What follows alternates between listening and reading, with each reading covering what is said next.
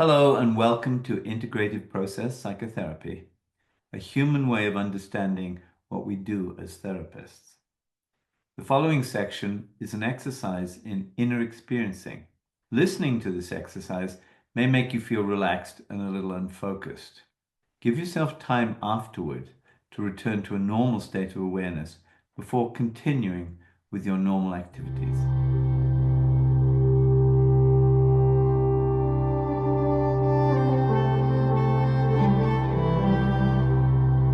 I'd like you to take time out from thinking.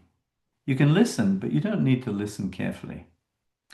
And if you like, you just close your eyes, just settle in, and let your mind wander.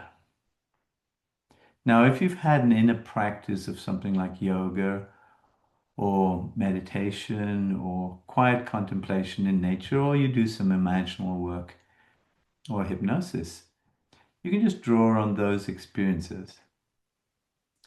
You want to let yourself relax and to go inside as deeply as you feel comfortably. This is an opportunity for your unconscious mind to digest, arrange, reorganize all this new learning. You want to link it to your previous learnings, to the way you do therapy, and to all your lifetime of experiences. So you can imagine it as a kind of dreaming.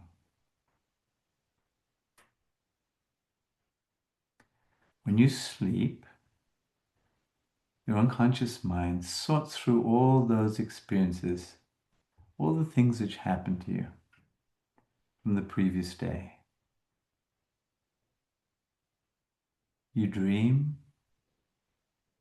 and then you go into a deeper sleep, and you dream again, and you only capture just a few of those dreams with your conscious mind. But you know it's really important, even if you don't quite understand. When you were very young, learning was natural, it was easy. You had this intense curiosity about the world, about everything, about your own body, about the people around you, maybe about little insects in the garden. And there was a time that you may not remember when you couldn't talk, you couldn't walk, and you were exploring, experimenting, curiously, made sounds just to try them out. Pulled yourself up onto your feet and fell over. And all of this happened naturally, easily, until gradually, bit by bit, those sounds were just like what other people made and know what they mean, what they meant. Of course, we're very unsteady when we're learning to walk or learning to ride a bicycle. Maybe we fall off, maybe we fall down. And in just that way, you can try out your new learning, taking baby steps, coordinating, connecting, everything together into patterns that make sense to you. Just remember, when you started learning about therapy, how curious and excited you were, and anxious. You wanted to learn, you wanted to know. It was fascinating, but terrifying. First, you had to learn the ideas, all of those complicated things. You didn't know how they fit together. You had to learn about thinking, emotion, behavior. Maybe you had to learn about the unconscious. And you worked really hard to understand. And then you practiced. And you practiced. Until it somehow became easier and almost second nature. In the beginning, it was difficult to feel relaxed and really comfortable. Maybe at first you were tense. But gradually, over time, start to feel natural and deeply satisfying. So you can be pleasantly surprised to just look back over that path of learning and realize just how far you've traveled, how far you've come. When I was studying psychology, I was fascinated by consciousness. I wanted to learn everything about it, thought about it. I talked about it to everybody. Consciousness and the study of consciousness filled every waking moment. And I concentrated so intensely that I could feel my head getting hot. And then after those 3 weeks, something changed. My mind cleared. Clouds of woolliness, fuzziness, they just blew away, leaving my mind uncluttered, clear, and focused. And I understood. Maybe something like that's happened to you.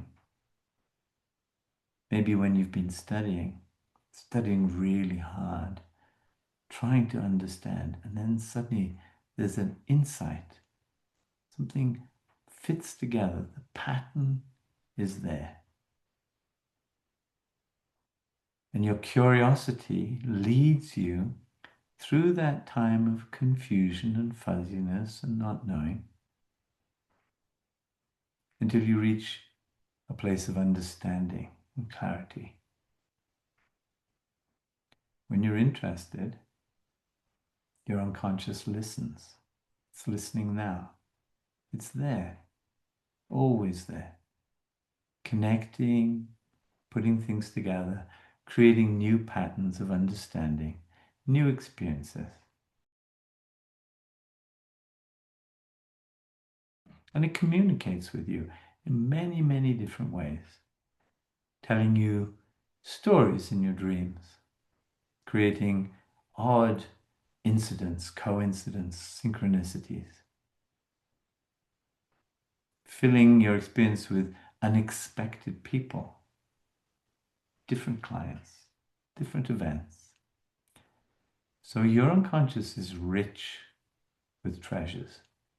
It remembers without trying all those skills and abilities you enjoy as a therapist. You might even forget something, some technique, until exactly the right moment. And you won't know how you remembered that. Your unconscious speaks in dreams, images, and in stories. It reminds us of things we've half forgotten. In this moment or the next moment, maybe an image or thought or a question just comes naturally to your awareness. Maybe you can capture it before it slips away. Whatever happens in your own time and in your own way. Dreaming or waking, gradually, easily and naturally. You can discover ways of listening, talking, and being in therapy that comes from deeper in your own experience and arises naturally from your own self. your deeper self, your inner nature. Now, in a little while, I'll invite you to come back to your ordinary waking awareness and bring with you whatever seems most important and interesting.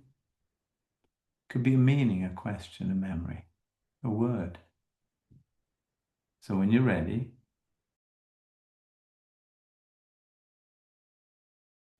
gradually orient yourself back to your familiar surroundings. Look around and notice how some things seem the same, but others are a little different. And maybe you want to take a few notes about your thoughts and experiences. One of the secrets of working in a more Ericksonian way is that you learn to drift in and out of different states of consciousness, different states of awareness yourself. When you do that, it invites your client to go inward. You don't even need to know what to say, but the resonance between you and your client can actually help them settle. The more you settle, the more they settle.